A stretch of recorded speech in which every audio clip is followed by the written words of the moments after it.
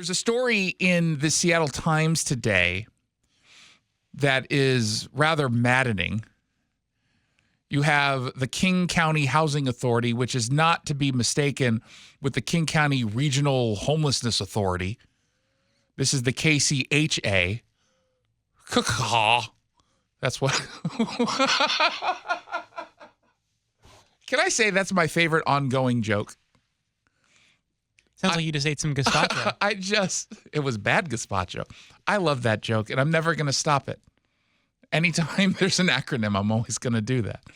But the King County Housing Authority says it's holding off on funding distribution the way that it normally would because they think there are going to be some federal budget cuts, which would, in the words of the Times, could reduce new housing for the poorest people in the region.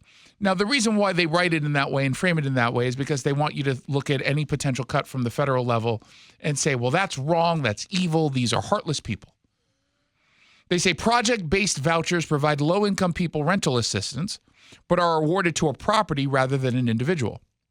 This way, permanent supportive housing buildings have a guaranteed source of revenue to pay for the services they provide to formerly homeless people. Now, the Housing Authority has more than 1,300 project-based vouchers issued to affordable housing providers in King County outside of Seattle. It's about, give or take, $35 million in rental assistance per year. As those vouchers turn over or as new ones become available, the Housing Authority normally allocates a number every year to new subsidized housing projects. But for now, according to the Times, they're at least putting a little bit of a pause on this because they have uncertainty around next year's federal budget. The program is federally funded. The program should not be federally funded, period. A taxpayer in Topeka, Kansas, should not be subsidizing this. If you believe that this is a good idea, and there's some pros and cons, again, I don't like the system in which it operates, but on the surface, I'm okay with a general policy like this, as long as it's temporary. But that's the problem. It's not temporary. It's always permanent subsidized housing. And people never get the help that they actually need because there's no push into getting the help that they need, just free housing. But pushing that aside, why would someone in Wyoming or Michigan or Texas pay for this in Washington State? Especially given the fact that policy decisions that are made at the local level and the state level, I believe, have led to an increase in homelessness. When you legalize drugs and you allow people to live homeless wherever it is they want, you make the whole issue worse, the crisis worse. Texas voters and taxpayers didn't cause that. You did. Seattle, you did. Spokane, you did. Tacoma. Shouldn't we be paying for this? Again, it's easy for any of us to say, I mean, it's not our fault, and under your idea, Jason, I would be paying more locally for this. Yeah. Well, guess what? You know what happens when you're on the hook for the cost? Say what happens, Jason. What happens, Jason? You pay just a little bit more attention to the decisions that are being made in your name and with your money, and you have more control over whether or not a program exists the way that it currently exists. If you don't feel the pain at all, and when we're talking about federal funding of a program like this, especially to the tune of $35 million, you don't feel any pain, correct? Financially? Yeah. No one feels pain.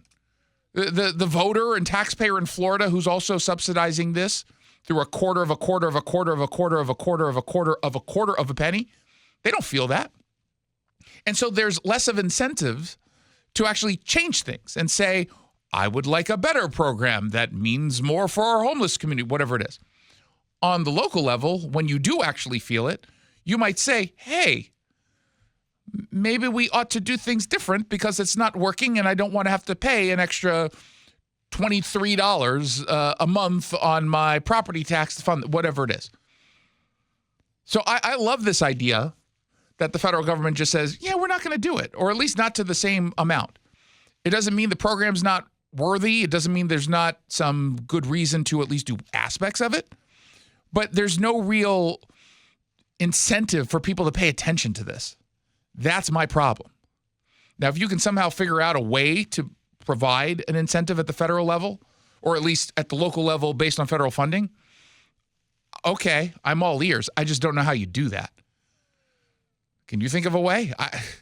Unless the program bloat is so incredible that the person who's paying in Mississippi says, why am I paying an extra? It's just not going to happen. It's not going to happen. So cut away. Cut. Lean on Bill Gates. Get money from him.